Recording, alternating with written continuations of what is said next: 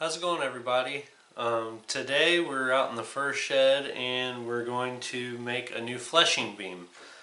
I'm definitely in the market for a new fleshing beam. I've been shopping around and I can't justify myself spending $40, $50 on a new beam. So we're going to go ahead and make our own. I got back in the back of the garage and I found a old pressure treated 2x, I believe it's a 2x8. Yep, 2x8.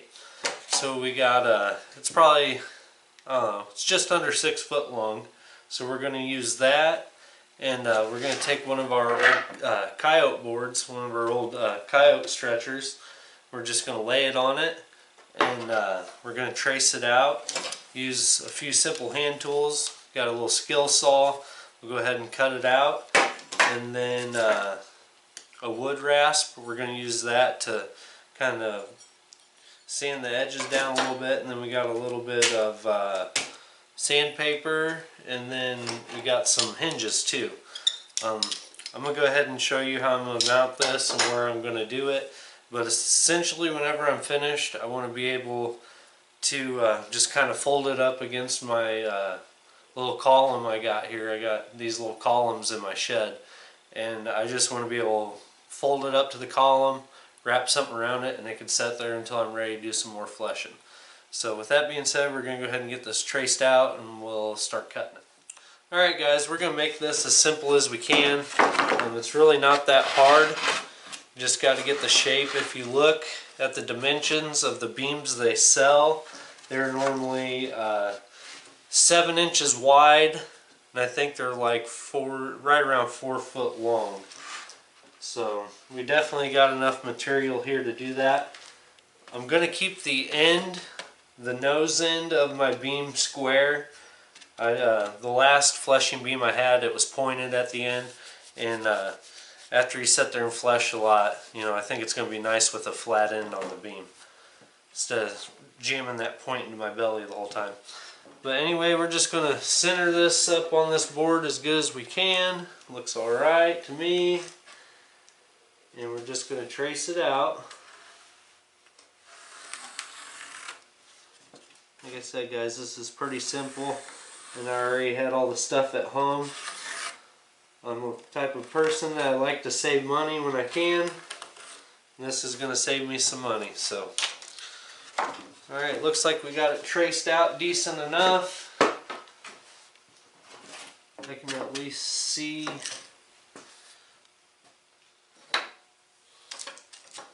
Like I said, I want to try to leave this nose flat.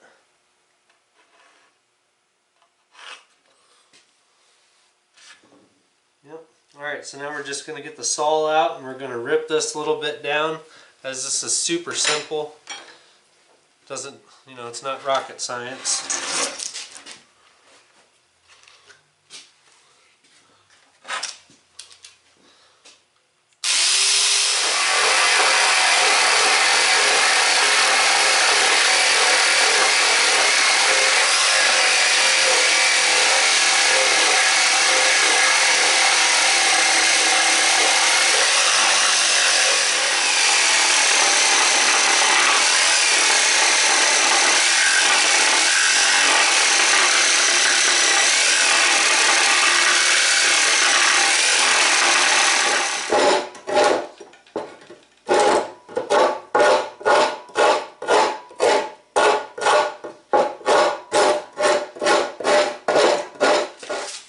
Then after we rasp it down quite a ways, I'm going to hit it with some sandpaper. This project is really moving along pretty well. Haven't really ran into any problems. So we got the board nice and shaped up at the top. I went a little narrower just in case I catch a lot of muskrat or some mink. I should still be able to get a mink on here. Maybe. A big buck mink should slide on there. A little female probably won't, but normally if I do any fleshing on them, it's I can do it on the board. I just scrape a little bit of fat on it. But anyway, this stretcher, or not the stretcher, this fleshing beam, I am mainly going to be fleshing a lot of coyotes, raccoon, some skunks, stuff like that. So this will work perfect for that.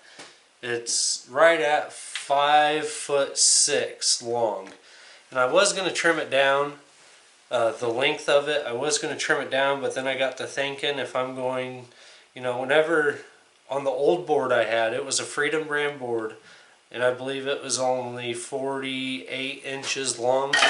Whenever I had a good sized coon on here, his tail would be hanging off the edge and on the ground. I want to keep everything up off the ground. I'm going to go ahead and leave this longer. If I want to end up shortening it up, I can end up cutting it down and shorten it up. That's one of the reasons I like making my own stuff. You can make it fit how you want it.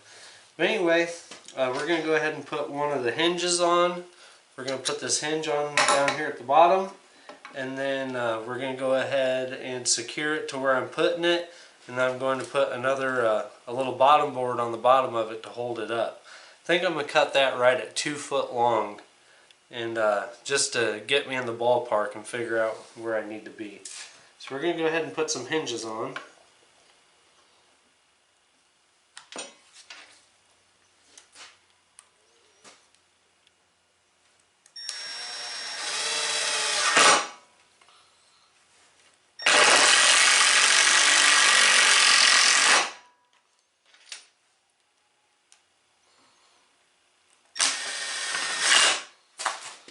Alright guys, so this is where I normally have my fleshing station.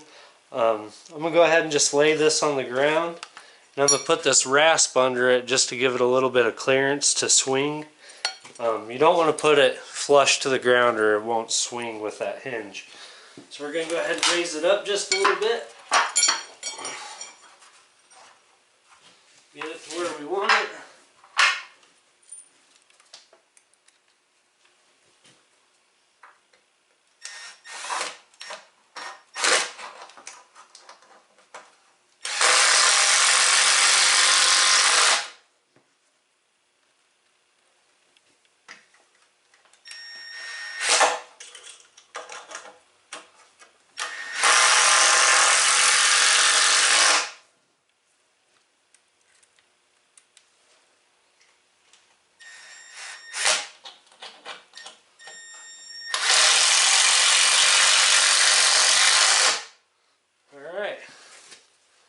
So now it should swing right up.